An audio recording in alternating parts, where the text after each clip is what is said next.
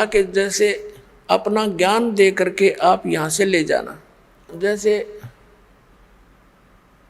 वेदों में प्रमाण है, आपको बहुत बार दिखाया है, समय आने पर दिखाएंगे आज भी, कि वो परमात्मा सतलोक से गति करके आता है। वो 3 प्रकार के शरीर में सभी अपने प्राणियों के सभी ब्रह्मांडों का वो देखभाल करता है, पालन पोषण धारण पोषण करता है। एक शरीर है मनुष्य सदृश है परमात्मा, नर नारायण देह है। ये शरीर मनुष्य को भी परमात्मा जैसा ही मिला है, लेकिन उसकी सामर्थ्य, परमात्मा की शक्ति, उसका नूर वहाँ पर विशेष है, अलग है, हमसे ज़्यादा, इसलिए तो परमात्मा है। एक आत्मा एक परमात्मा, तो अपने आप 2 हो गए, एक श्रेष्ठ आत्मा, एक आत्मा सिंपल। तो ऐसे एक राजा, एक मनुष्य, एक नागरिक है, एक राजा है, शकल दोनों की एक जैसी है, मनुष्य ये दोनों हैं, लेकिन उसके सामर्थ्य में दिन और रात का अंतर है। ऐसे ही परमात्मा और जीव में समझो, जीव जीव है, एक नागरिक है, परमात्मा हमारा राजा है, वो मालिक है, वो जनक है, हमारा पिता भी है, उसमें सर्व गुण है। तुमेव माता च पिता तुमेव बंधु च सखा तुमेव, तो उसके अंदर सभी गुण है परमात्मा के अंदर। वो सबका भ्रातर भी वही है, माता यानी जनक भी वही है, पालक पिता भी वही है, बंधु असली साथी भी वही है, और मित्र भी वही है, बंधु यानी भाईचारा वही है। तो उन्होंने, उस परमात्मा ने हमें ये ज्ञान दिया कि तुम सतलोक के रहने वाले हो, फिर तुम वहाँ चलो। तो काल ने कहा था कि आप अपना ज्ञान देकर ले जाना, परमात्मा जोर जबरदस्ती ना करना। अब जैसे ये परमात्मा सचखंड से चलकर आता है, वो 3 प्रकार से अपने जीव शरीर की स्थिति में 3 प्रकार के शरीरों में काम करता है, मनुष्य सदृश ही है वह। जैसे एक शरीर में तो सतलोक में रहता है, स्थायी रूप में, करोड़ सूर्य मिला दे, करोड़ चंद्रमा उसके एक रोमकूप में, इतनी रोशनी है, वो भी फीकी पड़ जा समझो। और तख्त पर विराजमान है, जैसे राजा बैठता ऐसे मुकुट वगैरह धारण करके परमात्मा, ऊपर सफेद छत्र है, सफेद मुकुट है परमात्मा का, सफेद ही सिंहासन है सारा उसका, वहाँ विराजमान है। और दूसरे रूप में वो क्या करता है, एक तो शिशु रूप धारण करके प्रत्येक युग में आता है, और एक सरोवर के ऊपर कमल के फूल पर विराजमान होता है, वहाँ से कोई निसंतान दंपति उनको ले जाते, प्रत्येक युग में ऐसी लीला।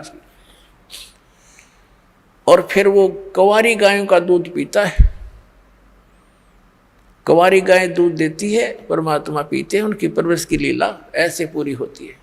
उन कंवारी गायों में दूध कहाँ से आता है, सतलोक से आता है।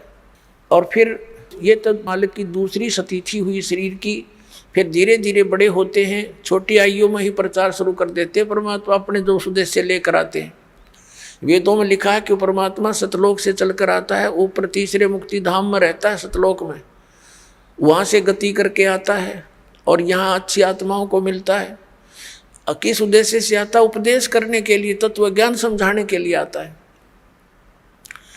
तो शिशु रूप धारण करके परमात्मा आते हैं प्रत्येक युग में, तो धीरे धीरे बड़े होते हैं, अपना ज्ञान का प्रचार करते हैं। ये दूसरी स्थिति। और तीसरी स्थिति में वो कैसे आते हैं शरीर में, जैसे कहीं भी महात्मा के रूप में प्रकट हो गए, जैसे जिंदा महात्मा के रूप में कलयुग में वो अधिक आए हैं। और उस जिंदा महात्मा के रूप में वो कभी भी आकर किसी भी भक्त को, अच्छी आत्मा को मिलते हैं। किन किन अच्छी आत्माओं को मिले, आदरणीय धर्मदास साहिब जी, आदरणीय मलुकदास साहिब जी, आदरणीय नानक साहिब जी, आदरणीय दादू साहिब जी, आदरणीय गरीबदास साहिब जी, गांव छुड़ानी जिला दद्दर हरियाणा वाले, आदरणीय घीसा दास साहिब जी, गांव खेखड़ा